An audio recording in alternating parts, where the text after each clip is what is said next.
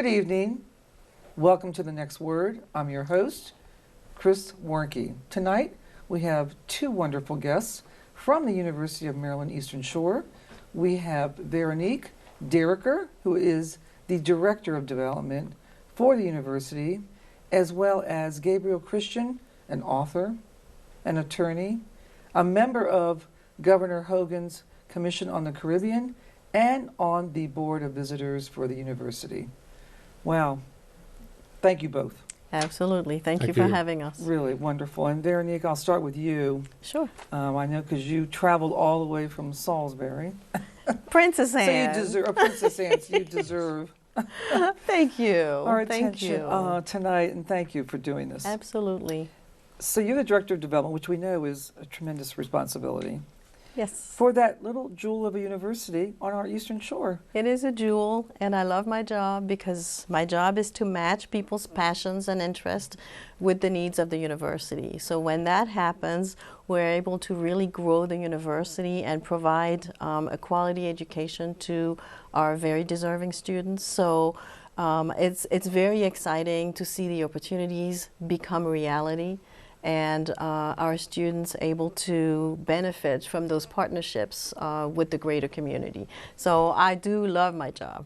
And you have so many facets. I mean, the university has so many incredible programs. We do. We have very unique programs that don't exist in many other regional areas. We do have a hospitality and tourism program. We have the only accredited PGA program in the historical black universities. And we have an aviation program, which is very unique to the university. And construction management, again, very unique. So we have a unique set of programs that set us apart from many other universities in the region, and we of course have the traditional courses. And we're a very diverse campus as well. We're a historically black college, and our black population is 65%. So it is a very diverse population as compared to many other HBCUs.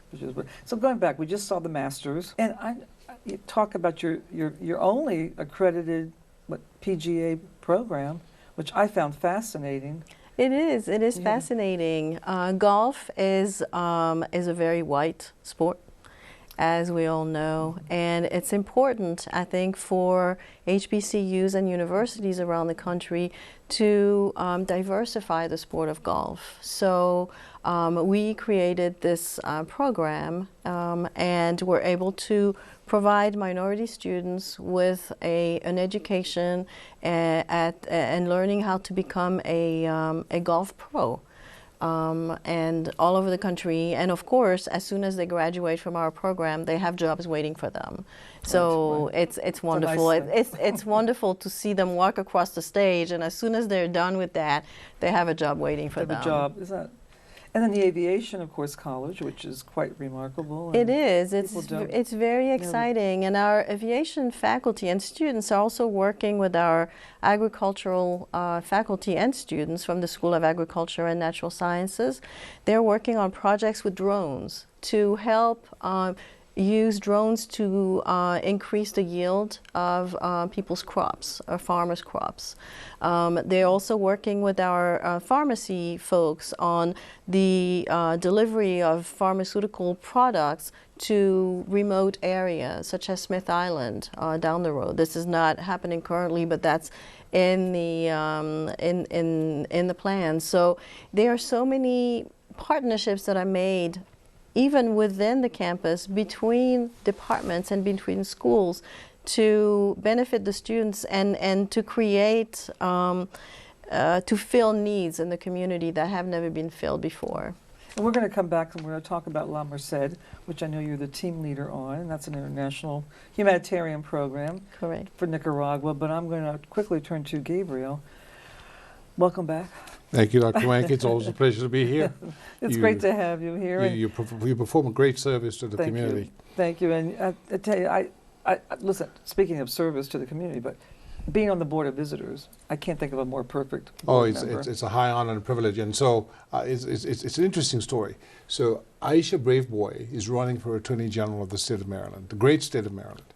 And one evening, she says, you know what, I have the president and vice president of the University of Maryland here at our office. Why don't you come and meet them? And I go out and I meet Dr. Bell and That's wonderful. the VP, the executive VP, Kimberly Thompson. Yes. And as they say, the rest is history. We'd had a small renewable energy company, and at that time we had a solar car.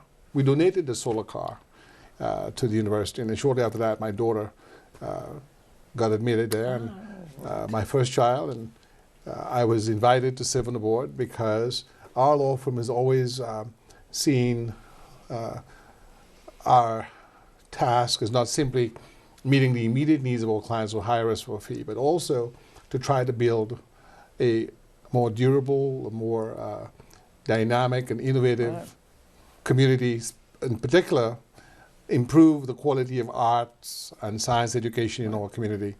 Of course, our office is in Bowie, Maryland, so Prince George's County is a dynamic county, and it's also one of the main catchments, I believe, Veronica, for the University of Maryland is Shore. Another major catchment is Baltimore City, I believe.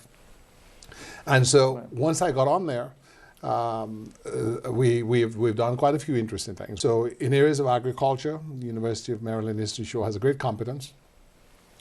As someone who was born in the Caribbean and who's always interested in marine science and maintaining the pristine nature of our waters, the university has a environmental science department, and they're doing a great deal of work in maintaining the pristine condition of the Chesapeake Bay, protecting it from runoff from the agriculture industry, the poultry industry, and the like. So there's an invitation that actually went out last year where Sir Richard Branson on Necker Island in Tortola had a major conference on the environment, and the former VP of development, I think, Stephen McDaniel, went to the Caribbean. Because of that relationship we were able to fashion between the government of the British Virgin Islands, which is, of course, British colony, where the summit was held.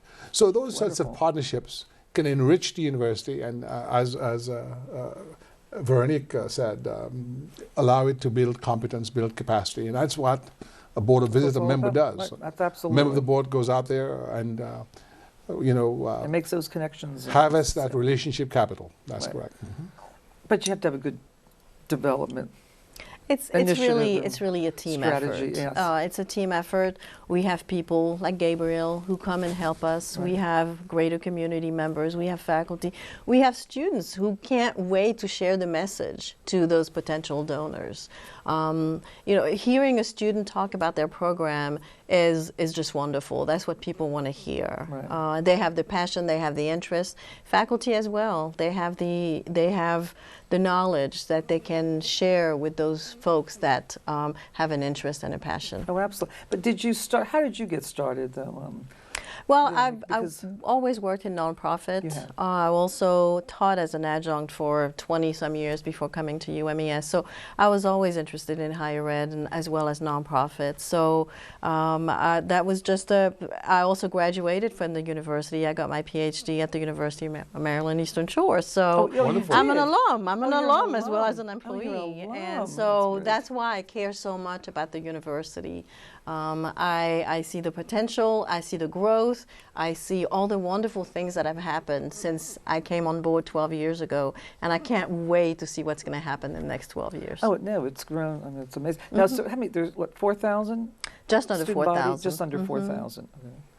Yes, yes. So this just, it's going to, I see a tremendous opportunity with the school. It's just phenomenal what's going on. Every time I learn something new, I'm thinking. And for me, global education is a really important component of the university. And as someone, just like Gabriel, who comes from somewhere else, I see the advantage and the benefits of seeing your own culture from a distance and being able to learn how other people live.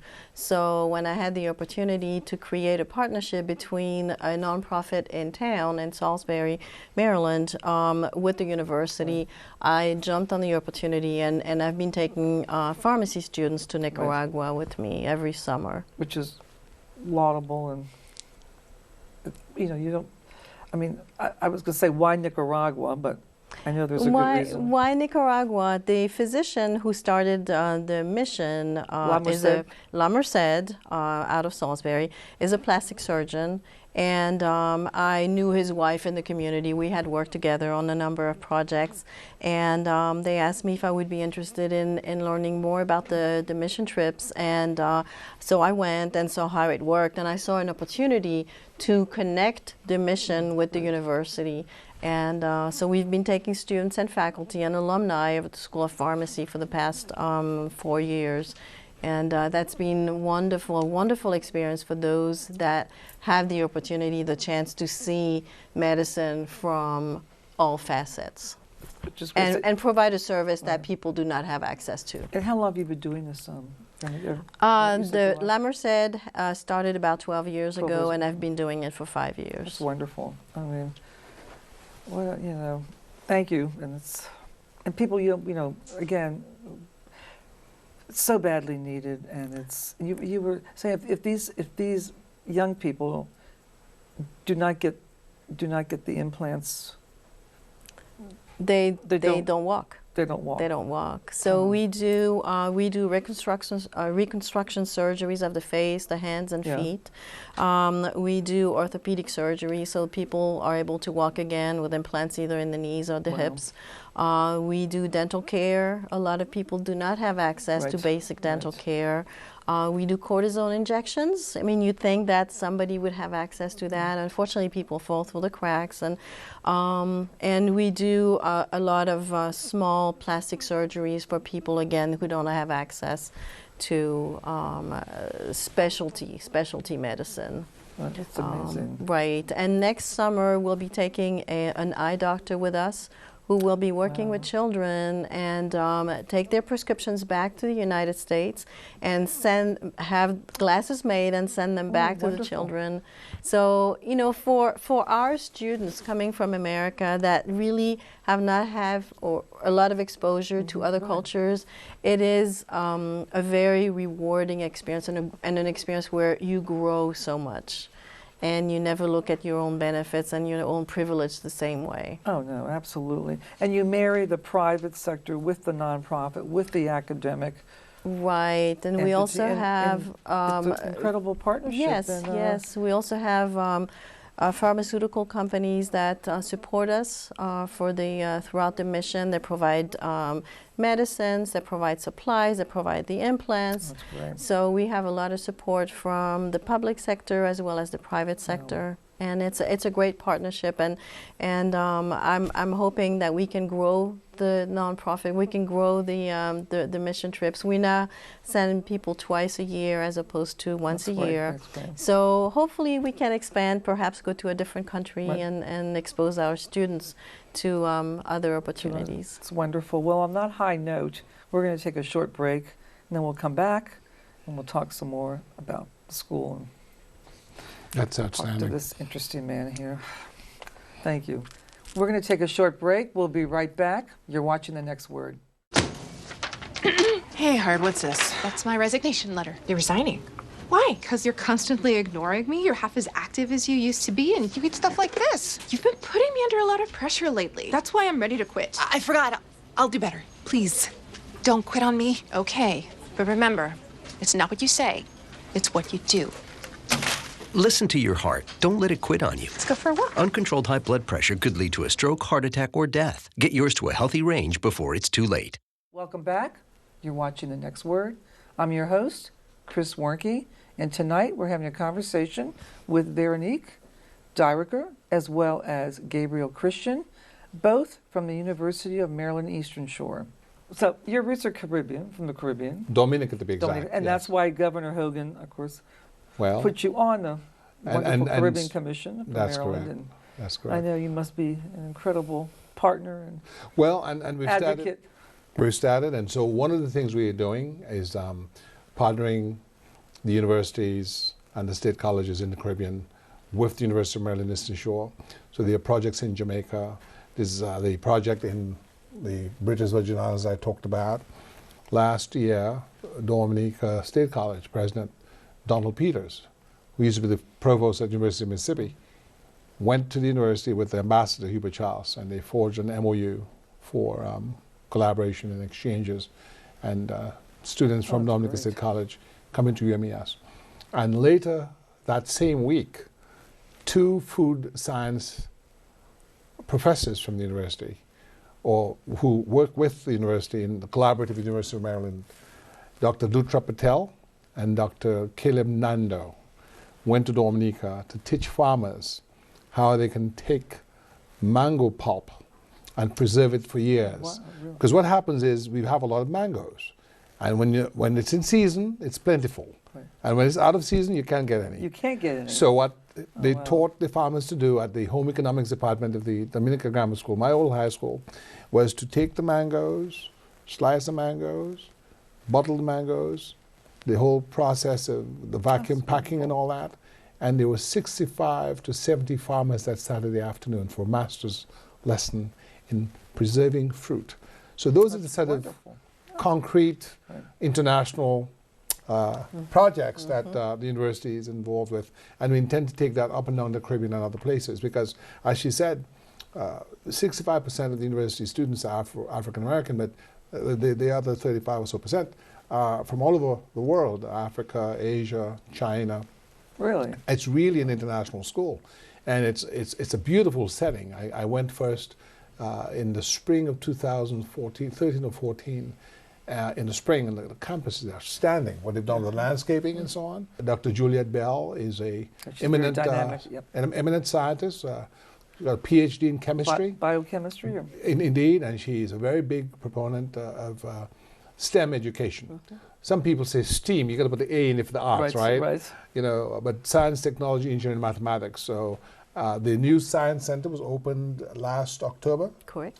And that involves all sorts of modules for aerospace and aviation sciences. Oh no, it's phenomenal what's happening.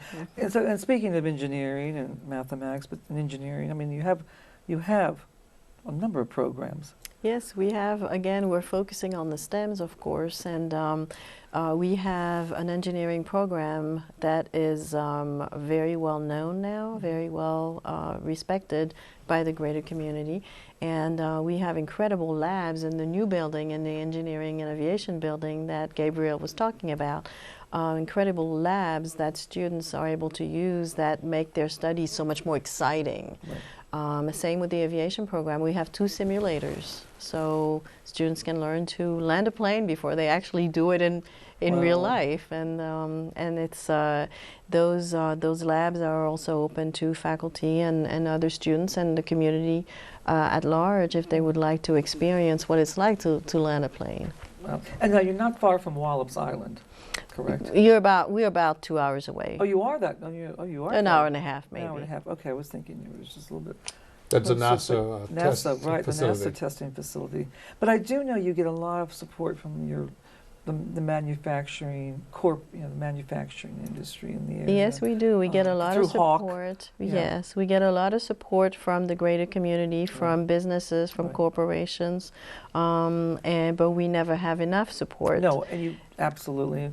And it's important that we create this margin of excellence through philanthropy that enables the university to provide those unique opportunities for students that were not there before the greater community came to support the university. And I also should mention the College of Justice, Criminal Justice. Criminal Justice, it's our most popular major. Most popular major, right. Yes, and the School of Pharmacy. Our pharmacy program is one of 12 universities to provide a 3-year accelerated program. So we have, long waiting list of students waiting to enter UMES. Mm-hmm, absolutely. Wow, I didn't know that. That's amazing. So, absolutely, and our hope certainly is that we will see an extension of partnership with the university and the Tuskegee Airmen. Our office facilitated an MOU. We want to thank you. Back in 2013. Dr. Wanke facilitated the inauguration event of the Tuskegee Airmen at the Smithsonian, where you served on the board at the Smithsonian Museum of African Art. So the Smithsonian program was one piece of that matrix that you facilitated, but the university now has an MOU with the Tuskegee Airmen, which also has a YAP program, that's Youth in Aviation program. Now, only about 4 or 5% of commercial pilots in the United States are African American and other Really, minorities. 4 or 5%? It's only about 4 or 5%. So the Tuskegee Airmen are committed to increasing that percentage. Right. And so we are hoping that the graduates of our Youth in Aviation program, which is supported by people like Evan McGee and Dr. Frank Bauer, former NASA Director for Deep Space Exploration, can work with the university by having the Tuskegee Airmen program be almost like a conduit. Those young people, students who are 15, 16, 17, who graduate from our program, can then apply for the aviation program at UMES and get a Bachelor of Science degree in logistics, meteorological sciences, and aviation sciences. Wow, but I didn't realize it was such a low percentage. Yes, it's a low percentage. So you're saying especially in our commercial commercial aviation, 4 to 5% African American. are African American. Yeah, so we want to grow that percentage and have it be comparable to the percentage in the overall population. But Buzz Aldrin and the others are working on a manned mission to Mars in the next 30 years, and a space station on Mars in the next 30 years. And it's our hope that the University of Maryland Eastern Shore would be instrumental, especially now as you see a private sector effort with Branson's Galactica and the other private sector space exploration companies coming online. Hopefully our students can find the internships and find the opportunities there as well, as opposed to just as government employment, yes. Well, I'm sure you all saw the incredible film Hidden Figures.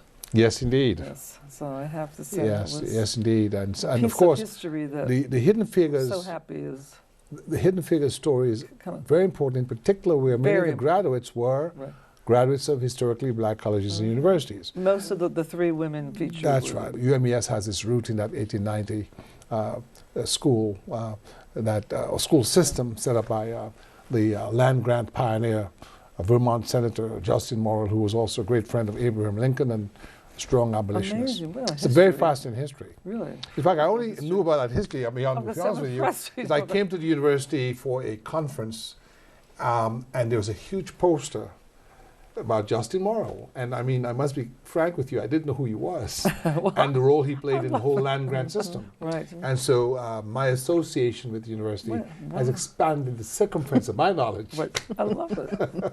And I stayed that night at the hotel. The university has its own hotel. They've got a 3 or so star hotel. On campus. On campus. Well, as part of the hospitality and tourism management school, which is excellent, outstanding school. Well, I attended one of the galas, and I recall that all the catering was done by students. Yes. Yeah.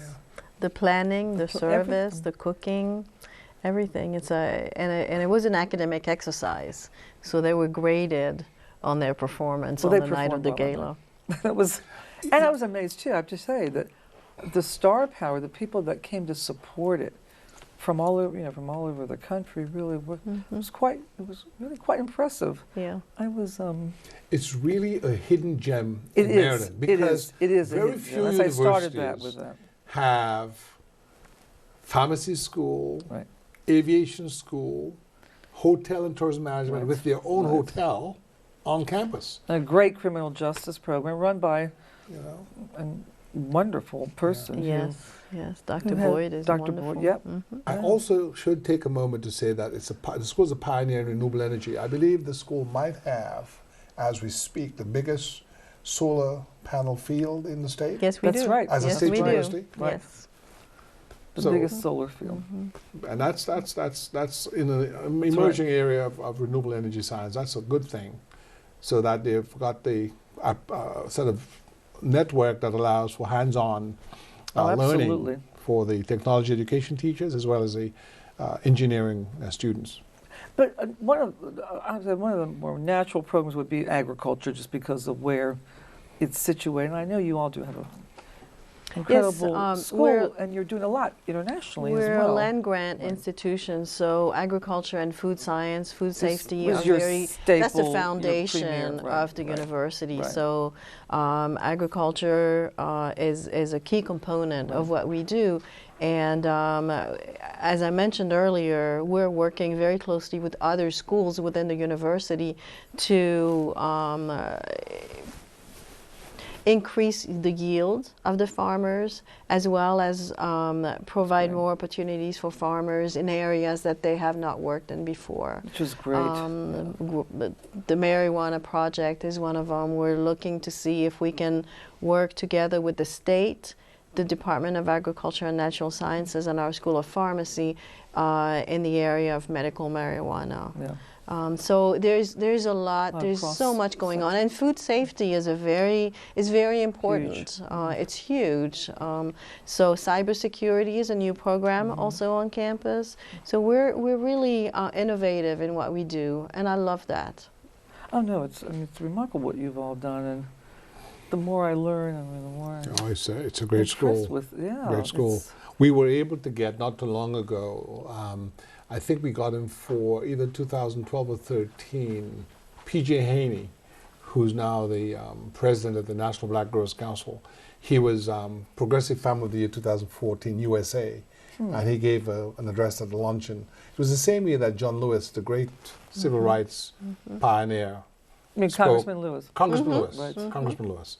He spoke at the commencement. Yes, he did. Oh, he spoke at the commencement. Yes, he did. And Haney spoke at a luncheon after that. And it was Haney who first talked to us about drones being used for quality assurance in agriculture, drought remediation, and different things like that. And to see now the university, which is only 4 or 5 years later, right? Yes.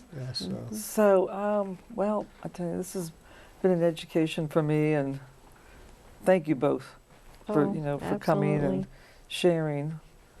Because, like I said, I started out and I said it's a little. You're right, a little gem, a jewel in the Eastern Shore. Yes, indeed. And if anybody is interested in learning more about the university, they can call either one of us. So, if they went, they could just go to what? www.umes.edu. So umes.edu. That's right. it. Very That's easy. it. And if they want to volunteer for La Merced, they should talk to me. And if they want to make a donation to the university, they should talk to me always too. open for business. Right. Yes, right. indeed. Always. Indeed. Thank you for your leadership. Thank Gabriel. you. Thank you. Yes. Thank you. Both It's of an you, really. honor and privilege Thank you. to serve. Yes. Indeed. You do a lot. You do a lot. We try. So you've been watching The Next Word. Thank you. Have a great evening. Good night.